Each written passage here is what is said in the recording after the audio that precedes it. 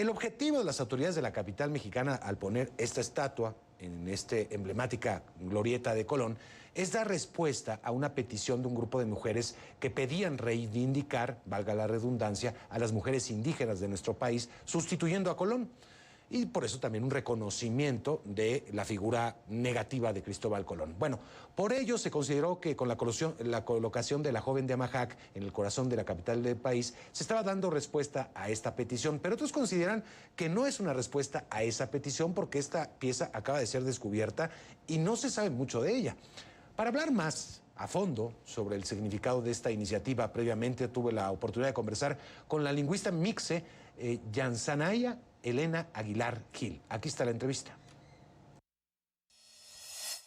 Sí, hablaba yo un poco, si podemos primero hablar del debate que se está reeditando, es un debate añejo, y después entramos a la parte de la imagen que eligieron por parte del gobierno capitalino utilizar para sustituir a la imagen de Cristóbal Colón. Pero primero, ¿qué opinas del debate en general? Bueno, creo que está muy centrado en... yo lo que he visto sobre todo es discutir si debe o no retirarse la estatua de Colón y también como verlas si se parece o no a lo que es una mujer indígena.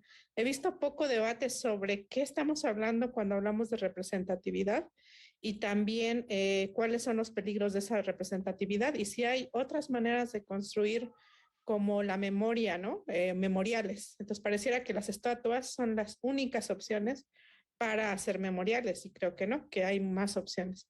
Pero bueno, el debate se ha centrado sobre todo en defender una supuesta herencia hispánica y una supuesta herencia indígena, una sola, sin diversidad y sin historizar la categoría indígena, ¿no? Creo que es lo más problemático. Pero bueno, hay una tensión solamente binaria, esto que yo veo en el debate, lamentablemente. Exacto. ¿No? Poco hay tampoco de la inclusión de las comunidades y las mujeres hoy, de las comunidades indígenas, ¿no? Ese debate parece que ni existe. Sí, bueno, entiendo que se juntaron firmas de mujeres indígenas que fueron entregadas a la jefa de gobierno para que fuera una mujer indígena la que estuviera en ese lugar. Entonces, pero bueno, ha habido, por fortuna, más voces que en 1992 de personas que pertenecen a pueblos indígenas, ¿no? Eso me parece que sí ha habido un poco más voces desde pueblos indígenas que también lo permiten las redes sociales en el debate público que antes, como en 92, donde fueron muy pocas las que casi todo el debate se dio entre estados o entre intelectuales de pueblos. Ahora, ¿y qué opinas de la imagen que fue electa ya por el Comité de Monumentos Históricos, una mujer de Amahac, una escultura recientemente hallada, aparentemente de las culturas del norte de Veracruz, hallada en enero? Es decir, no fue un proyecto que viniese acompañado del retiro de la figura de Cristóbal Colón, que fue el año pasado. El hallazgo fue muy reciente. ¿Qué opinas de esta imagen en particular? Bueno, a mí la imagen me parece muy interesante, todo lo que dice, entiendo que está recién descubierta y también hay todavía mucha discusión, ¿no? Sobre los elementos que la conforman, la cultura a la que pertenece, las influencias culturales que tienen. Es del posclásico tardío, ¿no? O sea, como un poco antes de la llegada de los españoles. El problema para mí no es tanto la imagen, sino el hecho de seguir pensando que indígena y prehispánico son sinónimos y no lo son, ¿no? Por fortuna, esta joven mujer que está representada ahí nunca fue una mujer indígena, ¿no? No sufrió esas categorías de opresión. Hay que recordar que la categoría indio se establece, o india en este caso, a partir de la llegada de la colonización y la palabra indígena y la categoría se comienza a utilizar con el significado actual hasta el siglo XIX. Entonces, mientras que para la corona española hemos sido pueblos indios, para el Estado mexicano hemos sido pueblos indígenas. Entonces hay un anacronismo. Si se pretende que esta escultura, esta imagen o esta obra, esta réplica es un homenaje a la lucha de las mujeres indígenas, pues hay un anacronismo que hace ver que lo indígena es un rasgo esencial que ha estado siempre ahí. Y por fortuna la joven de Amahac nunca fue una mujer indígena. Exacto. Entonces, es el problema sí. con la esencialización de la categoría indígena. No hay lugar a discutir su estatus político. Exacto. Lingüísticamente, ¿es correcto hoy decir pueblos indígenas o debemos referirnos ya a pueblos originarios y otras maneras? Bueno, hay varias maneras, ¿no? Yo sobre todo veo tres: bueno, pueblos indios, pueblos originarios o pueblos indígenas. Dentro de originarios también hay otros semejantes, ¿no? Como pueblos aborígenes, por ejemplo, que se usa en Australia, Ujú. o nativos también, ¿no? O First Nations, por ejemplo, en Canadá. Todas estas van a tener diferentes connotaciones. Hay que ver que aunque se le cambie el nombre, el problema es que la categoría existe. O sea, puedo llamarlo de otro nombre, pero la categoría de opresión que creó esa categoría sigue existiendo. Entonces, indio tiene una connotación ya muy cargada de negatividad que se Sí. utiliza en las frases racistas. O sea, nadie dice es culpa del indígena, sino del que lo hizo culpable, compadre, que es una frase racista, sino se dice no es culpa del indio. O sea, indio tiene una muy fuerte carga negativa, mientras que indígena es la que está utilizada en el marco legal internacional. O sea, si yo quiero poner un amparo o pedir ciertos derechos de pueblos indígenas, va a ser la categoría indígena y no originario el que va a jugar, ¿no? Con el que puedo litigarle al Estado, el que está reconocido en la Constitución, por ejemplo. Originario Seguimos, sí, sí, Originario concluye, perdón. viene de una reivindicación de los pueblos que, al ver que también la categoría indígena, igual que pasó con la de indio, se va semantizando como negativa, prefieren originario, aunque eso también va a tener algunas connotaciones complejas. Entonces, cada una tiene la misma denotación, pero con connotaciones muy distintas.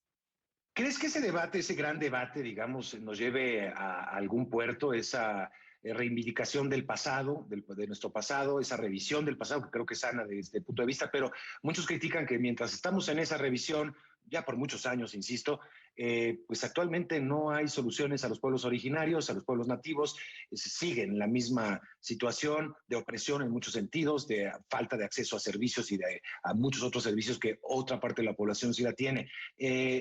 Vaya, parecería que yendo al pasado vamos a solucionar el presente y lo cual no siempre es así. Yo sí creo, ahí difiero, yo sí creo que es importante porque una gran parte de las opciones de por qué están planteando estas soluciones es porque no se ha entendido la complejidad del pasado. Uh Es -huh. decir, si seguimos pensando que lo que los pueblos indígenas necesitan es una visión centralista de lo que es el progreso o que el anhelo es tener ese tipo de servicios, estamos simplificando mucho y no estamos teniendo un debate complejo, intercultural de lo que significa el buen vivir o una buena vida. ¿Qué significa una vida digna? Ese debate tiene que ser intercultural, ¿no? Entonces, el hecho de creer que la categoría indígena es una categoría que es sinónimo de prehispánico, sinónimo de rural, no todo lo rural es indígena, ni todo lo indígena, ni todo lo urbano es no indígena. O sea, hay una serie de complejidades el problema del debate histórico no es que existe el debate sobre el pasado, sino cuáles han sido las voces que se han escuchado en ese debate y casi siempre ha sido voces fuera de los pueblos indígenas, que han sido voces que son o desde la academia o desde el Estado, o sobre todo quien lleva la voz narrativa ha sido el Estado mexicano y la historia oficial, que es tremendamente simplificadora Claro. y que además abona a una visión de cuál es la idea de progreso, civilización o bienestar, siempre centralista y siempre desde un tipo de cultura que ha sido la hegemónica históricamente. No, de acuerdo, digo, creo que el bienestar, creo que ahorita y más que nunca estamos debatiendo precisamente esas paradigmas dominantes durante mucho tiempo y que pueden debatirse y creo que se vale. Pero creo que hay mínimos comunes, es decir, cuando ves que en un país la mayor mortalidad materno-infantil está en las poblaciones indígenas, donde está el menor acceso a la salud, el menor acceso a la educación.